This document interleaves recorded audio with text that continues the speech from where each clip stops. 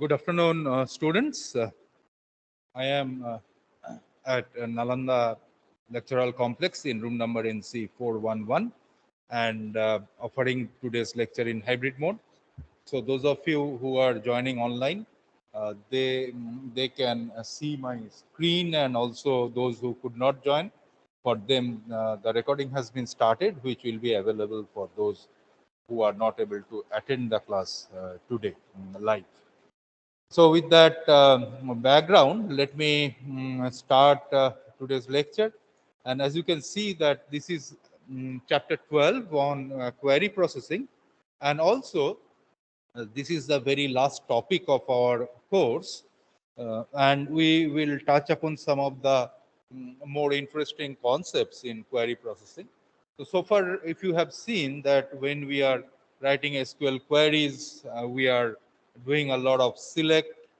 We are primarily here, this query is talking about select type of queries. We have also studied various types of indexing techniques and storage. So all these were discussed, and the importance is that if we follow appropriate storage and indexing techniques, then when we try to execute certain queries, the result will be returned in an efficient manner. Also, if you see that we have done several operations there, we have done, for example, this group by and order by, and even without group by, we have order by and so on in SQL. So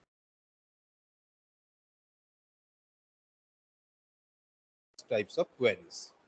So that is what we are going to cover today.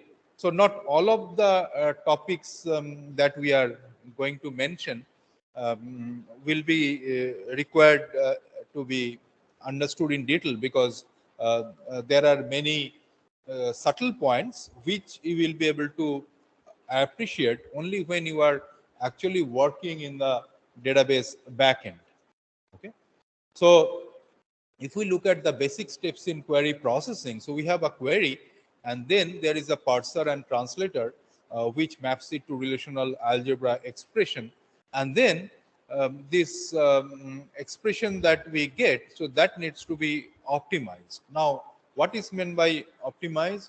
See, if you consider a table where we write, say for simplicity, select star from T1, where say salary is greater than 10,000 and department code equal to CS. Now you see that if we have this particular query and we have its relational algebra expression, and there we can have first the selection based on the department, and then the selection based on the salary, or we could do it the other way. Similarly, depending on which all indexing structures are built on that table T1, whether there is an index on salary, whether there is an index on department, whether there is no index on either salary or index, or whether there is an index on both salary and index. So these will actually determine whether we should first do the selection based on the salary and then also on the department, and not only whether such indexes exist, but also what are the different possible values of those indexes, what is the depth of those B plus trees, how many different possible values are covered by each value of the search key. So these are all very important considerations while determining which of those indexing structures should be used, or if at all any index should be considered while executing this query. So this optimizer, the query optimization, is a very important step. And as I said, that which value of the search key covers how many possible rows in the table. So these are what we denote here as the statistics about the data. And based on all such considerations, there is this very important optimizer piece of this query processor in the database management system.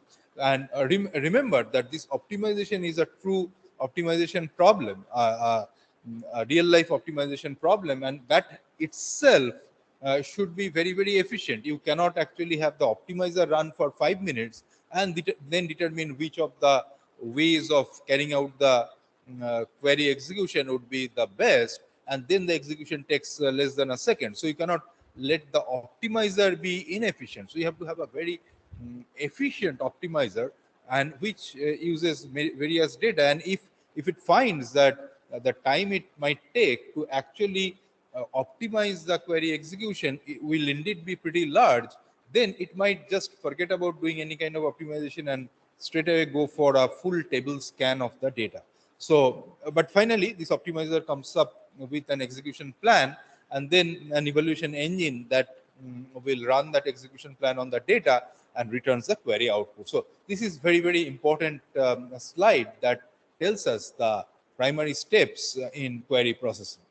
Now, the query optimization, as I said, the relational algebra expression may have many equivalent expressions. So as I just now mentioned, that we have a projection on salary and then a selection on salary, and which is equivalent to first doing a selection on salary and then doing a projection. And this is about a case where we can interchange the selection and projection operations. But as I said, that there could be selection first on one of the attributes and then on another attribute and so on. So all these things are different possibilities for any given query as input and the corresponding relational algebra expression that we want to derive as the output. So each relational algebra operation can be evaluated using one of the several different algorithms. So correspondingly, a relational algebra expression can be evaluated also in many ways. So annotated expression specifying detailed evaluation strategy is called an evaluation plan. For example, can use an index on salary to find instructors with salary less than 75,000, as I was just now mentioning, or can perform complete relation scan and discard instructors with salary greater than or equal to 75K. So you see that we can use the index, we may not use the index, and all these are part of query optimization. For example, here we consider, say, projection on salary and then the selection on salary less than 75,000. So this is what we meant here, that it is annotated expression. So this is where we are annotating that this pi salary will not going to use any form of index, but this select operation on salary less than 75K. So this annotation is that it will be using index 1, and it is going to then execute on the instructor relation. Now, if we consider the various measures of query cost, so there are various measures. Remember that what we are showing here is a bit of an abstract representation of the same. So for simplicity, we just use the number of block transfers from disk and the number of seeks as the cost measure. So if you remember that when you have this platter and you have the head of the disk or the disk system, so what happens is that this head has to move and it has to be positioned on the appropriate track of the platter, and once it is on the appropriate track, then the disk has to rotate so that the appropriate sector comes right below the head, and then only you can make the access. So you have this time for seek where it goes actually to the right track on the platter, and once you have got the appropriate track under the head and also the appropriate sector, so the specific sector within the specific track is below the head, then what happens is that if now whatever you are trying to retrieve, they are all stored in adjacent such sectors on the same track, then what you need to do is that you just simply read one sector, transfer it, and then the disk can rotate a little bit. You go to the next sector.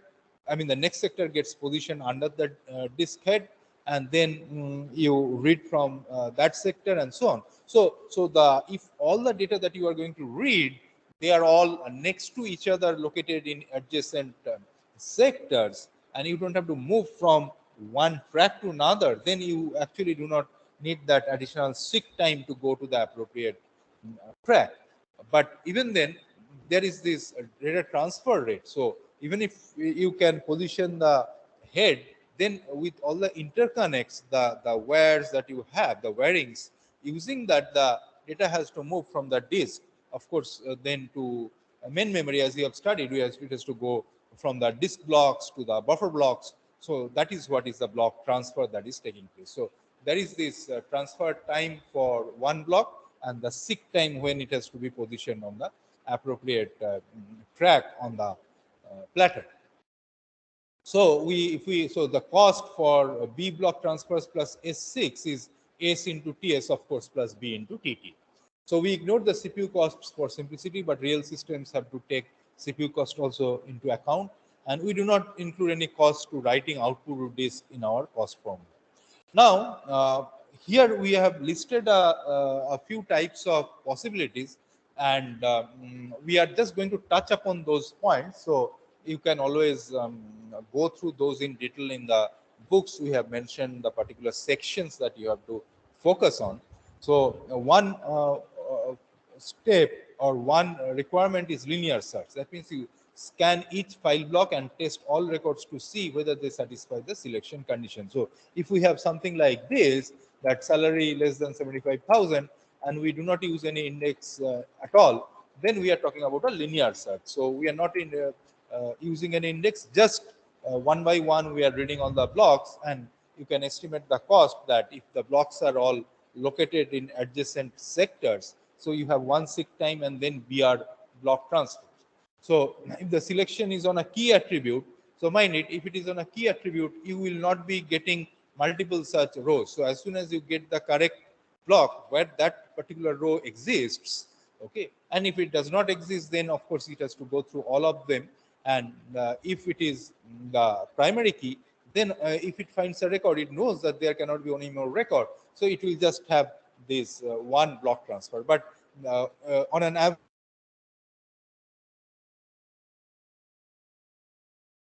the advantage is that it is something that can be applied regardless of selection condition or ordering of records in files, availability of indexes, and so on. And you have a total bound on the time. Now, of course, that binary search does not make sense, because remember that binary search that we have all studied, these are all with respect to in-memory type of data, where you have the data already moved to memory and where you are doing binary search. But here in the context of this one, the binary search does not make sense, because you are actually moving from one disk block to another, and of course you are not going to get them in adjacent sectors. So that is going to cause difficulty. Now, when you have indexes, there are many different possibilities. As you can see, that index, it could be on a primary index, and you are trying to do an equality on the key. There could be primary index equality on non-key. So if it is equality on key, so that means that as soon as you get one record retrieved, you know that there cannot be any further record. But if it is equality on non-key, then of course you may have to retrieve many different such records. So these are the considerations that one has to have when we are trying to use the selection with the help of indexes. And say if you have a secondary index, now when it is a primary index, then what happens is that the actual data is also stored in the order of the value of that search key, which is constituting the primary index. And if you are only going to use the primary index and equality on the value of the key, then you get this result. If it is non-key, you get some results. Now, if it is a secondary index means what? Secondary index means the actual data, the ordering of the data in the different blocks in the sector is not going to be the same as the particular index, because when it is, as you know, that the data can be stored only in one physical order, then that of course makes sense, because you are not going to store the data in multiple different ways when you are storing in the disks. For example, if you have say the student table with roll number as the primary key, and if you are going to create index on it, so if it is the primary index, then it will be actually storing the data also in the physical disk in the order of the roll number of the students. However, if you have this roll number as the primary key, but you could always say that I'll create my primary index or clustering index, as it is often called, or clustered index, based on say name. In that case, of course, the primary key is roll number, but um, uh, the uh, the, the primary index, as you mentioned, that primary index A2, the primary index is on name.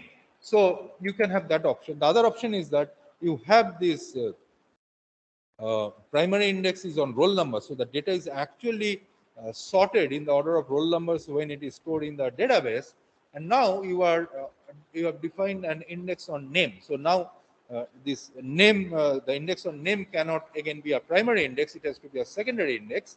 And suppose you are trying to use that secondary index and you are doing an equality on non-key. So that means that you are going to have multiple matches. So in that case, you see that you have to actually compute. We don't need to worry about the exact formula, but it is very easy to figure out how these are coming based on the basic premise that we mentioned is that we are going to talk about the seek time and also the block transfer time.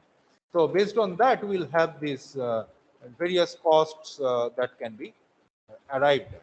Okay, and in the book actually we'll see that there are multiple such other possibilities. These by no means are the only possibilities. A4, so you could have no indexes, and then you are doing a equality on a non-key or equality on key and all such possibilities. So these are all different combinations of the availability of various indexes, and whether you are doing a search on key values, whether you are doing a search on non-key values, whether it is equality or it is a range search.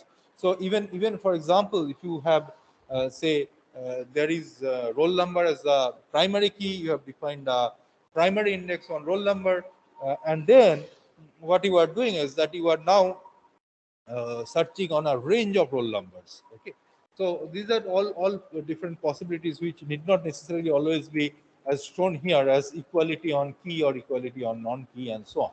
Okay, so what we are trying to emphasize here is that based on the type of indexes that you have, the type of search that you are having, then there are multiple different situations that can occur, and based on the situation that is occurring, you will have different measure of cost for executing this query. So when the query optimizer is trying to figure out which particular query plan to form, and as we have shown in this particular figure at the beginning, that this optimizer is a very important component of the database management system, and it has to use a lot of statistics about the data, that which index, even in the context that I talked about, that how efficient it is going to be for using one or more of the indexes that are available, or even carrying out the process of optimization itself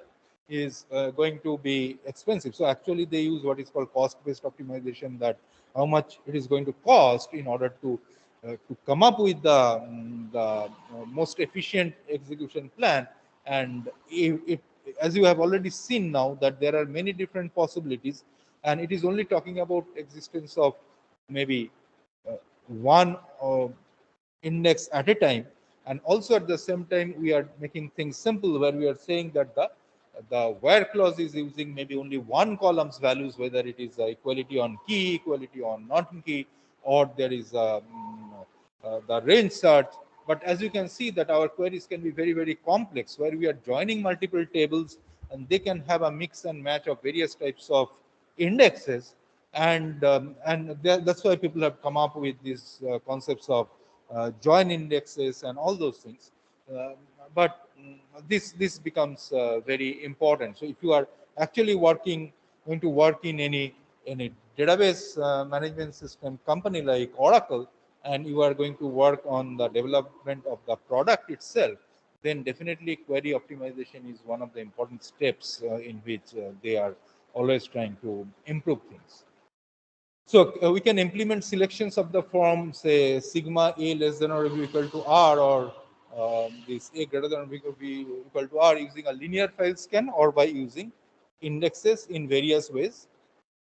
So primary index comparison, as I said, that it is going to do a relation is sorted on A. So if you remember that in B plus tree indexes, at the leaf level, what you have is that in the leaf level, within a node also the search key values are sorted, and from one node to the next one, which are connected in a chain.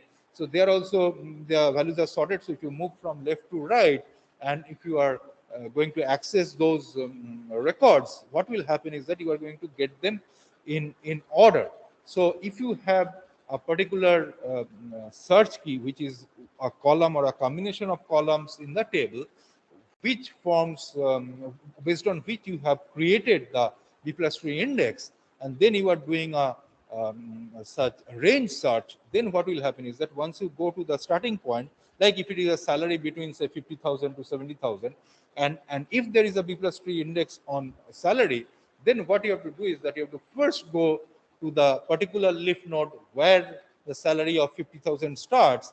But then if you from there, if you keep on moving to the right, you will get all the search key values which are say 50,000, 55,000, and so on.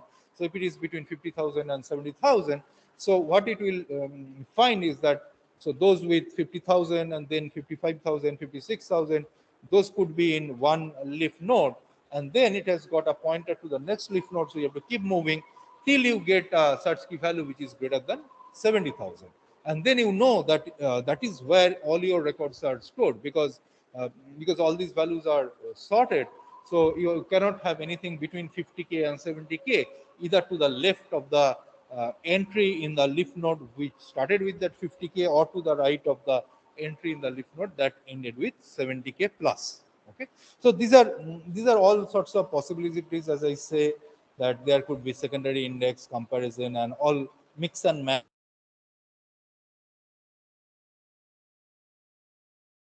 And once again, it was a simplistic situation. When you have complex joins and you have subqueries and so on, so you can very well understand that it is going to be really expensive. And that's why, if you remember at the very beginning, when we talked about all these basic concepts of normalization, when you might go for denormalization, I was emphasizing the fact that more number of joins you have, the queries tend to become more inefficient. One of the reasons is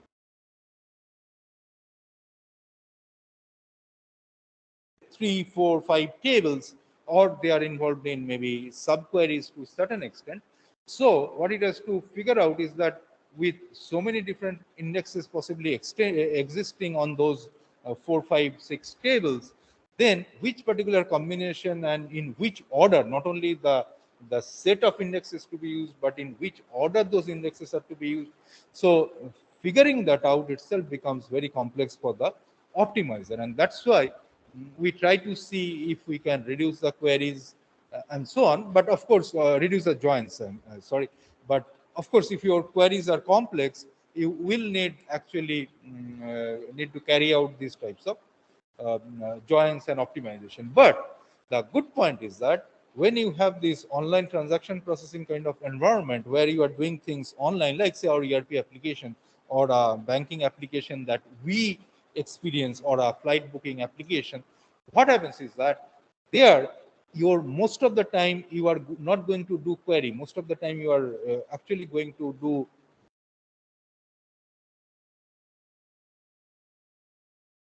multiple different tables, provided the table design is done correctly. The developers have not unnecessarily created and partitioned the same table in many different ways. If you remember, I emphasized that if there are two tables with the same primary key, then ideally it means that they could be kept together. Maybe you have to have certain null values and so on. But if not, then what you are doing is that always when you are trying to get the data out of those two tables, it will involve an additional join. So these are the points that we had mentioned before, and now we are trying to stitch together the concepts that we are discussing here. And then the very final topic also in this slide set is about sorting. Now you see that we talk about accessing the data, but once we have got the result set back, then we say that we will do a sort by, that is ordered by some say salary, or order by name, or order by roll number, and so on. So how does that sorting take place? Remember that when you are in talking in the database context, you have possibly millions and hundreds of millions of rows for real large systems. Now, if that is the case, then you are not going to have the entire data in main memory so that you can apply your standard known sorting techniques like quick sort or whatever. So when the data is not fitting in main memory, then how do you carry out the sort? So there is this technique which we are going to discuss. So which is called external sort merge, which people have found is a decent technique, and which actually keeps in mind that you only have a limited amount of memory which can be used for sorting, but your actual data containing hundreds of millions of um, elements uh, which are not fitting in the main memory. So how you can do the sorting? So we are going to look at that external sort merge technique. So let us see the different notations. So let M denote the memory size, say in number of pages. Okay, so if you remember again that we can bring data from the disk to the memory in the buffer block. So those are like blocks or pages. And then how does it work? We create sorted runs. Okay, so what is meant by sorted runs? So let I be 0 initially. Now what we do is that repeatedly we carry out these steps. So suppose in the disk you have say 1 million. Let us take for simplicity say 1 million records. Okay, and then suppose you have say let us consider say 10 is the memory size in pages. Okay, so now each memory block, suppose it is for simplicity, it is say just I'm taking a number. So we have say each memory is of size 1000. So when you have 1000 means 1000 such data elements can be fit into one memory page. Okay, and you have 1 million. Okay, so and you can have 10 such memory pages in memory. So that means what? That 10 into 1000, at most 10,000 elements can be brought from those 1 million into the memory. So let me repeat the numbers again. So I have say 1 million data elements, and I have 10 m equal to 10. So I have 10 pages of space in main memory, and each can store up to 1000 data elements. That means out of those 1 million, I can bring in only 10,000 data elements at a time. And what happens? That these 10,000 data elements that we bring in, 1000 will go to the first page, next 1000 goes to the next page, and finally the 9000 to 10 or 9001 to 10,000 that will go to the 10th page. So that is what we mean here. In this example, we have m equal to 10, and memory size is we are considering that. So this m is the number of pages, that is the size of memory, and each page size I was taking the example of say 1000 elements. Okay. Now what you do is that once you have brought these 10,000 elements in main memory, you sort them as in memory blocks, because now you have these 10,000 data elements in memory. Now you can apply any of your standard sorting techniques like say quick sort for sorting those data elements in main memory. Now what you have in those 10 pages of memory, you have these 10,000 data elements which are now in sorted order. What you do is that these 10,000 data elements which are in sorted order, you write it back to the disk and you call that as a run number Ri. So let us consider I is initially 0. So you brought those 10,000 data elements out of 1 million in memory, sort them, and then you create run number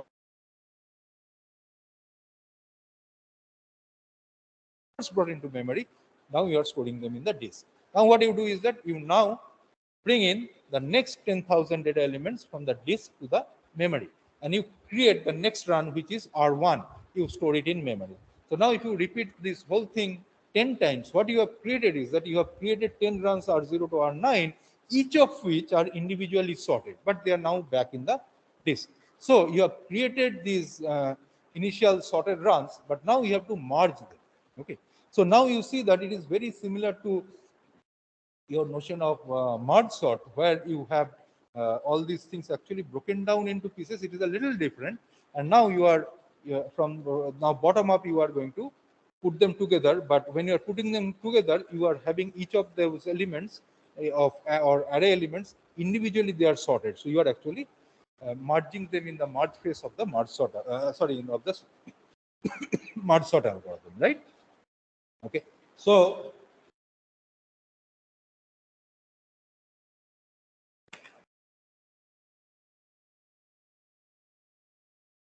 now we have to do the merging, but again, merging also you cannot do simply like what you do in merge sort, because when you talk about merge sort, we are saying that we are merging two arrays, right? Two sorted arrays.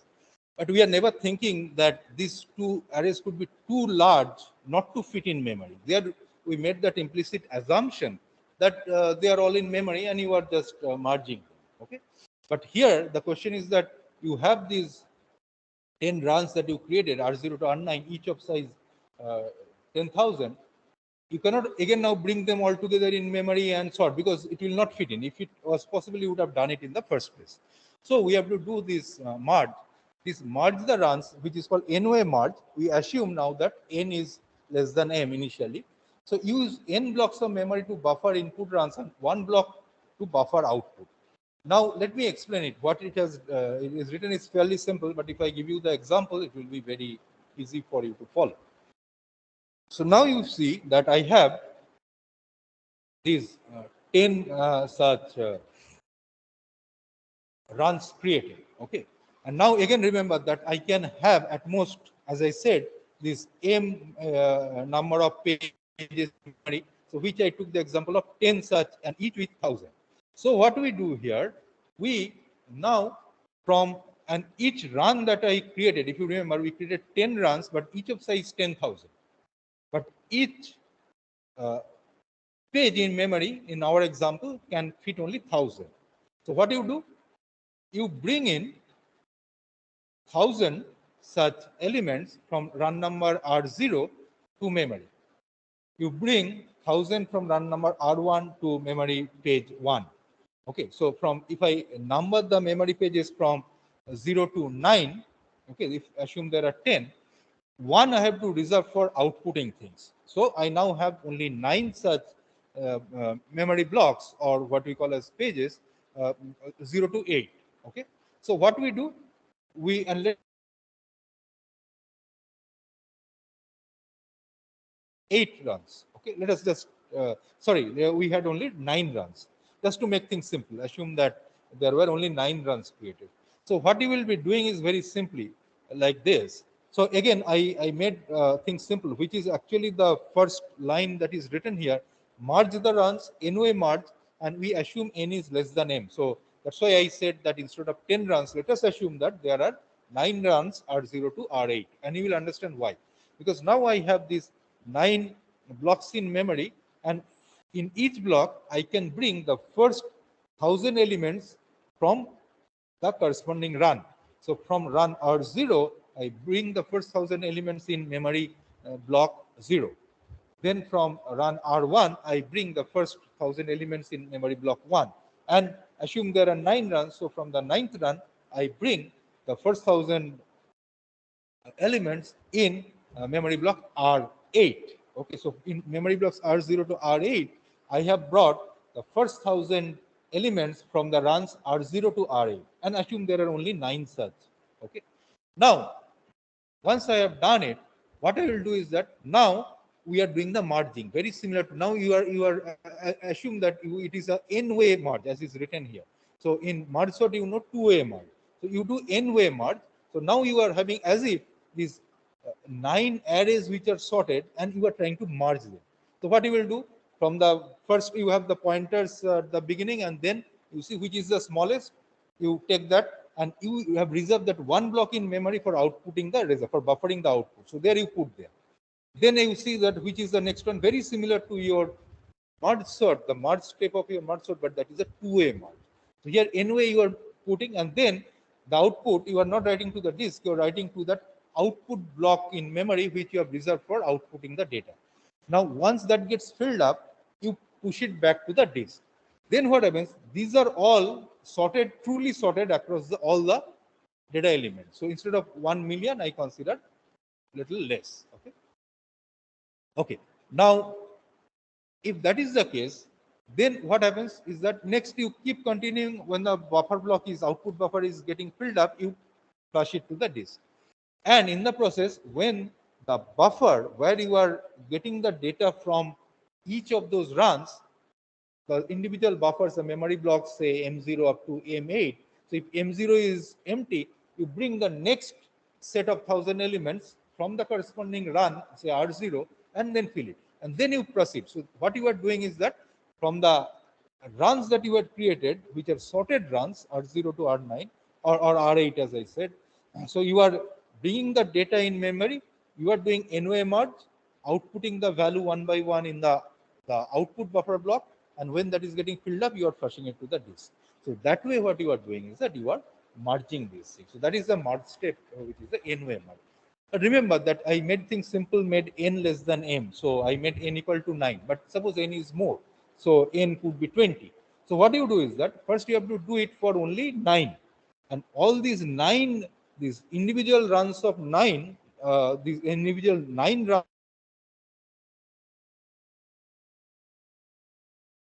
size 10,000. So what we have to do is that now what we'll do is that these are now longer runs, but number of runs is reduced. So from initially, suppose I had 20, so only 9 of them we can merge together. So then I will now have these 9 runs sorted and saved. Next 9 we pick up, we sort, save. Next 2 are left out of 20, we bring them, we sort and save it. Now what happened? I now have 3 runs, but each of longer size, right? Longer length. So now again I have to repeat the same thing. Now I have to only merge those 3 long runs. So you see that this way what you do is that you repeat it, and then finally we have everything saved. So that is what is written here, that you repeat, select the first record among all buffer pages, write the record to the output buffer. If the output buffer is full, write it to the disk. Delete the record from its input buffer page. If the buffer page becomes empty, then read the next block of the run into the buffer, and until all input buffer pages are empty. If n is greater than or equal to m, as I said, that you have to, what we did here, you have to repeat it based from the longer runs that you generated in the each such pass. So in each pass, contiguous groups of m-1 runs are merged. Again, why m-1? Because 1 you have to store for outputting the result, the buffering the output, which will be flushed to the disk. A pass reduces the number of runs by a factor of m-1 and creates runs longer by the same factor. If m is equal to 11, then you see that there are 90 and there are 90 runs. One pass reduces the number of runs by 9. Okay, each 10 times the size of the initial runs. Okay, and you repeated passes are performed till all runs have been merged into one. So this is an example, as you can see, that this is the initial relation. Then in first go, what we have is that, and remember that we are trying to sort it by the first column. Okay, so you see that we brought in this G24, A19, and D31 in memory. Okay, and then I could sort them, and then it was stored as ADG with A19, D31, G24, where ADG are sorted. Next, we brought into memory CBE. Those were sorted, and that run BCE that was created. Similarly, I created those other 2 runs. So now, after the first step, we have these 4 runs that got created. Okay, and then assume that you can only manage 2 runs together. Okay, in the memory plus 1 for output. Okay, so then this ADGBCE, so those are brought in memory, and then of course if you do the merging, here in this case it is 2-way merging, then you get this output as A19, B14, etc. So you see that the longer run got created, but within that run all the data elements are sorted. And similarly, separately DMRADP, so those are sorted, and those are again written back to the disk as longer runs, and then these 2 longer runs are brought. Of course, these longer runs you cannot bring everything together, so you have to keep bringing them in chunks. Okay, and you get this as the final sorted output. So this is something that is very interesting as to how actually large volume of data that cannot fit in main memory can actually be sorted. So this is just a simple calculation which is intuitive, that how many block transfers are taking place. So let BR be the total number of blocks containing the relation. The first stage reads every block and writes every block for creating the runs. So that will need 2 BR block transfers. And the initial number of runs will be what? It will be ceiling of this BR by N. Okay. So that will be the total number of such runs. Number of runs reduced by a factor of m minus 1 in each merge phase, which we have said here. So in each merge phase, we are reducing this by this m minus 1 by a factor of m minus 1. So now when we have to, how many merge phases you will need? You will need the ceiling of log of this BR minus m, that is the number of runs that got created, and then base m minus 1, because m minus 1 are merged together in one such merge stage. And each of these passes reads every block once and writes them once. And final pass may not output the list. So if we assume that the final block can and read the can stay in the main memory, so then one minus BR is only because of that one final step is not required. Instead, would return the result to the calling operation. So if we consider that, then we have the total number of block transfers is 2 BR plus twice this one. And even if we can make it simple that the final block is also written to the disk, then the minus BR will not be required. So minus BR is if the final block is there in main memory and it is returned to the user, then you are not going to write it to the disk, because it is only the output of a query that you are sorting. You are not storing anything in sorted order. So once you have the final buffer block where you have the data sorted, that can be returned to the user. So that's why that minus BR, but that is a simple thing. If you do not have that minus BR, you assume everything is written to the disk, then of course you will have this as the total number of block transfers, which is simply 2BR first, and then this is for 2BR is the for initial creation of the runs, and the middle term is basically for doing that merging of the sorted runs, and you can subtract that BR if you are not storing the final result back to the disk. So that gives us the total number of block transfers that will be required. Okay, so that brings us to the end of this chapter. So for this chapter, you need to focus on sections 12.1 and 12.4. And yeah, so that's all about this chapter.